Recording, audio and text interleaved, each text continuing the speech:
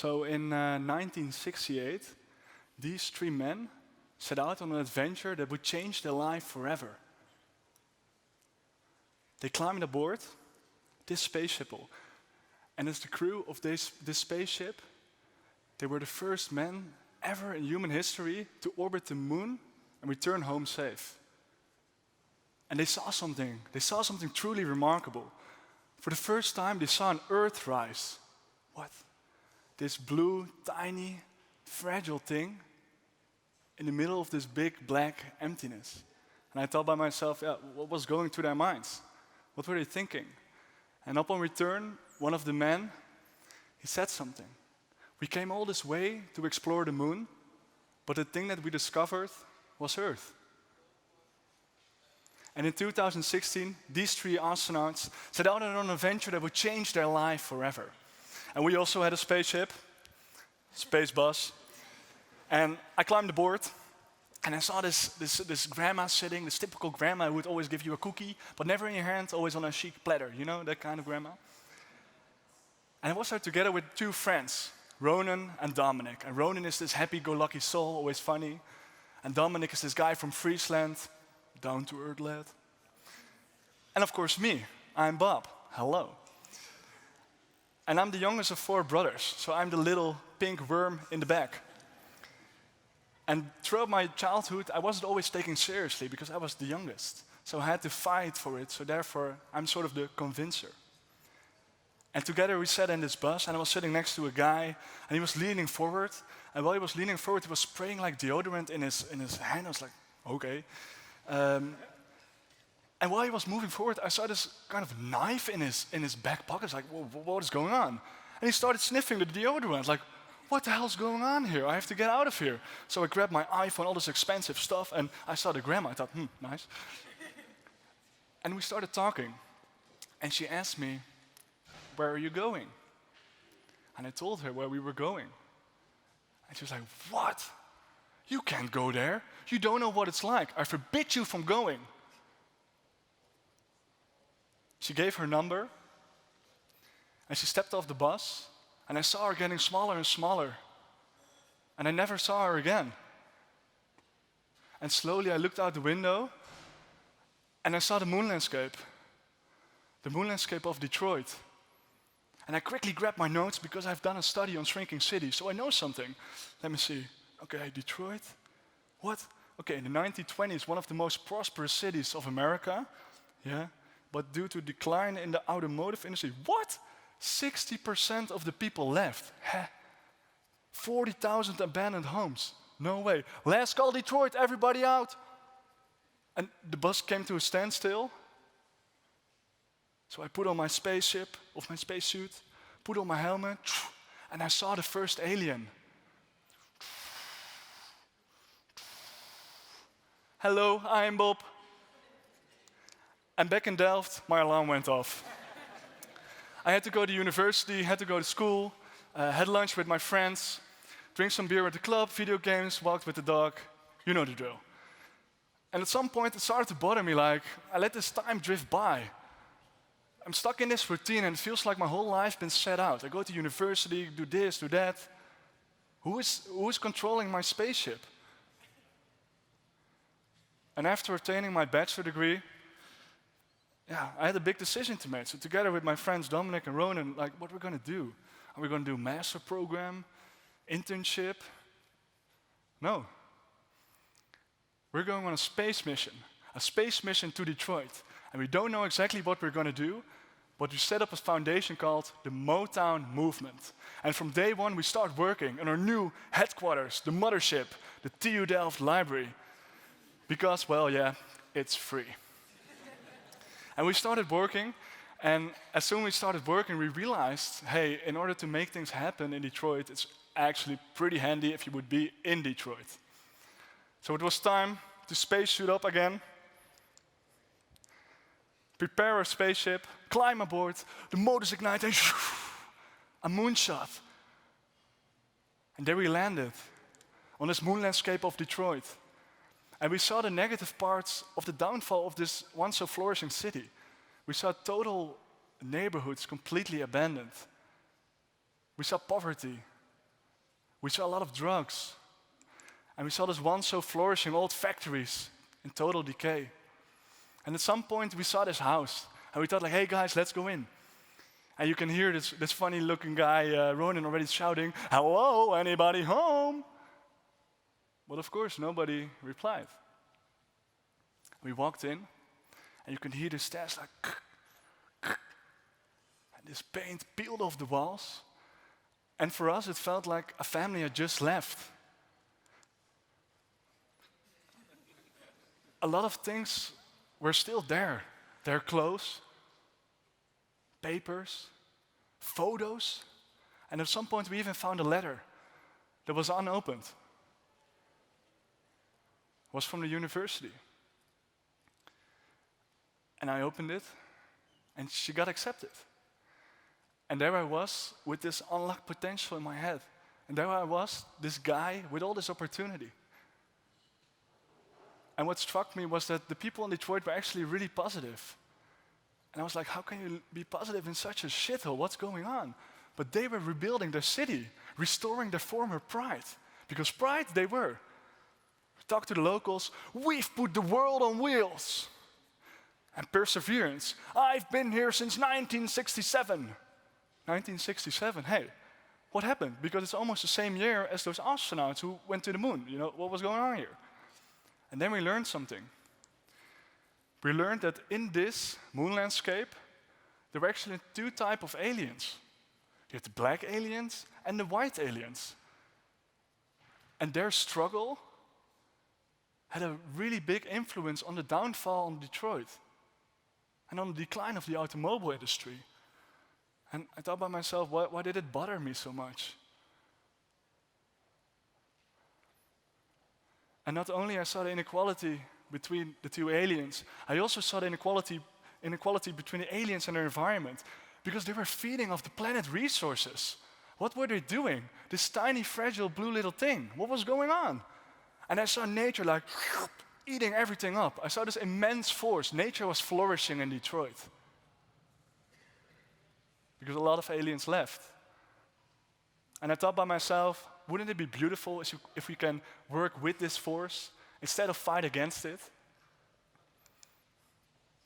And where one door closes, another one opens up. That's the beauty. Nothing stops Detroit. And all the downfalls of Detroit had its upside. Because in Detroit, you could buy a house for $1,000. We met a guy our age who had 8 homes. What? There was a lot of space because the abandoned homes, the blight, was cut away by the municipality. And the best thing, you guys, the best thing was there were almost no rules because there was no money to enforce the law. So for us, it was a playground. It was a city that could not get any worse, and everything was possible. And I thought by myself, at the university we also have sort of a playground. And every time on my way to my study, I passed by this perfect, exemplary, sustainable home. And every day I thought by myself, how come the technology to fight climate change is there by making your home sustainable, but why is not everyone using it? That's a strange one, right? So I thought, if you want to make an impact, we need to let everybody in on this fight. Ronan, hey Dominic, seriously guys, I got this crazy idea. Okay, what if we buy a house in Detroit, we make it sustainable via low budget and do-it-yourself means, and it become this incubator where people can come in, learn how to make their home sustainable, implement it in their own home, and we plant these houses like seeds throughout every neighborhood. And we're going to build up this green future city. Yes, we are going to buy a house in Detroit. And so it happened. 3 Dutchies buy a house in Detroit for $1,000. In the poorest, in the blackest neighborhood of Detroit. And then we realized, dudes, we bought a house on the moon, but we don't know the aliens. We don't know what's like here. And that morning, we found a bullet on our front porch. So we were pretty scared. So me and Dominic said, oh, okay, let's man up, we'll go and we'll see. So we knocked on the doors. Didn't open up. Another door. Where are they? We could see the lights burning. And at some point we saw someone getting out of the house. So yeah, excuse me, sir, we're trying to build this sustainable showcase. Sustainable? What is sustainable? Yeah, it's solar panels. And solar panels? I ain't got money for that. Boom. And the door closes. There's another guy in his garden. Excuse me, sir, we're trying to build this community garden. We would like to help. Help you with your garden? Come help me with my garden. And slowly our project was becoming this incubator of white aliens in a black moon landscape that were really interested by sustainability. And we were actually getting along pretty well with them. And there was this crazy guy, this community guy. I've been praying to God that you guys were here. And like, oh no, this again. Okay, guys, seriously, the community is not working out. Let's just focus on the money right now because we need to get this project started. So let's go to the white aliens in downtown Detroit. So we rocked up a meeting at the Detroit Rotary, suited and booted up, and before I could take a bite of my 3-course lunch, everybody stood up. Oh, see, can you see? And I gave the presentation, and they loved it. And some of them even asked, like, hey, what is it like? What are they doing? What is happening there? What? What? I have to come all the way from the Netherlands to tell you guys how it's 500 meters away.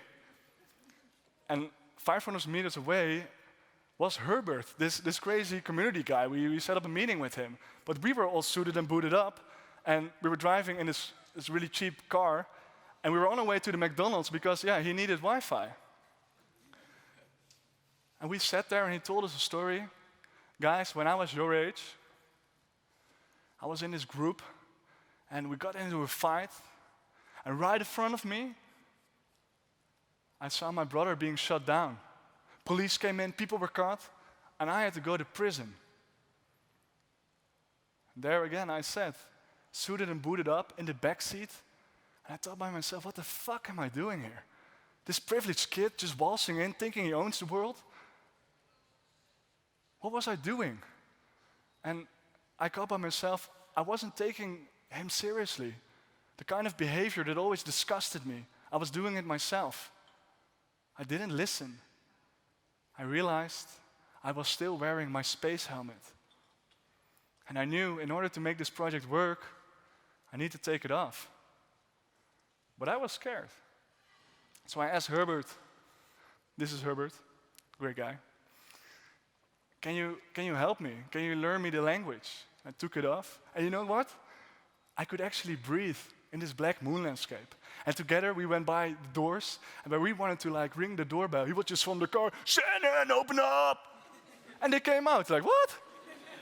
And when we wanted to hand out leaflets, like, he would just say, there will be beer and chicken, come.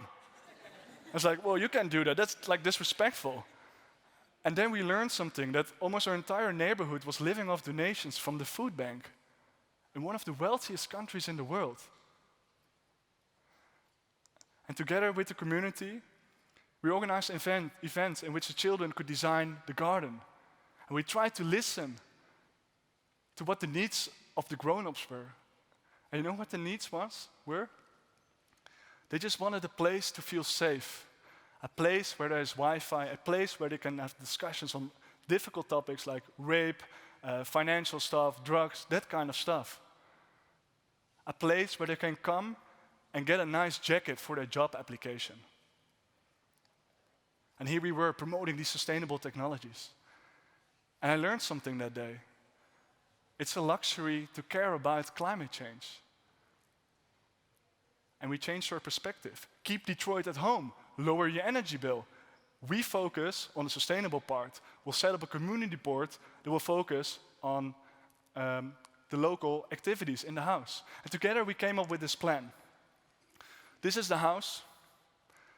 We transformed it into a self-sufficient home on which the top floor will be donated to a family in need. It will be the first one to experience how it will be to live in a sustainable house. And the first floor will be an education center where people can come in, learn how to make their own home sustainable, but more importantly, learn about healthy food, about finance. And below, in the basement, there will be the part for Herbert, where they can organize whatever they want. From a funeral service to a movie night.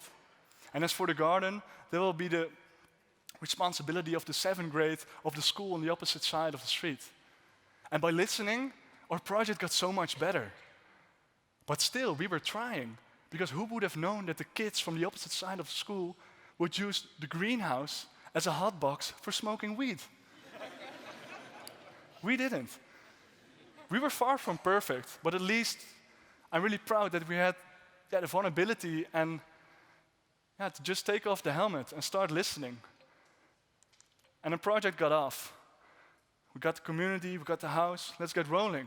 We're going to do a crowdfunding campaign with these crazy stunts we did, get some media coverage, get things fuzz up. Worked. Boom! We did the crowdfunding. And the best part, it got doubled. We had everything. We were going to build. We got the contractor, the house, the community. Let's start this thing rolling. Yeah, guys, come on. You can already feel it. Then we got a call. Bob, the house is on fire. What? Somebody set the house on fire. Huh? Didn't we listen? I thought, is the helmet still on? Like, what's going on? I don't know, come here. We went to the house directly. And luckily, there were a lot of people, a lot of the community. And they told us, this was just one lunatic. It's not us. Please continue. And Herbert, this guy, he came in. I've been praying to God that we will rise from the ashes like the phoenix. I said by myself, yeah. Okay, booby easy. But this time I listened. And together we regrouped. And we created this new organizational structure in which every year 7 astronauts will go on a space mission to Detroit to learn about their own needs, but more importantly, to learn about the needs of others, to learn how to build bridges instead of walls. And right now, in this moment, there are 7 students on the moon in Detroit, opening partly this house this summer. And in the coming years, many more astronauts will follow. And as I looked down when I was heading back, I looked out the window and I learned something. I didn't discover Detroit. I discovered a bit of myself. And by listening to these people, who I once thought were aliens, I felt really connected with them. And what I saw was that there is value in everyone. Everyone here has immense value. But if people don't listen, they will never know. People aren't stupid. People do things for a reason. But if you don't listen again, you will never know. And I think what the world needs right now is connection with each other, empathy. Because in the end, we are here together. We are all astronauts on spaceship Earth. And I wish you guys a great flight. Thank you.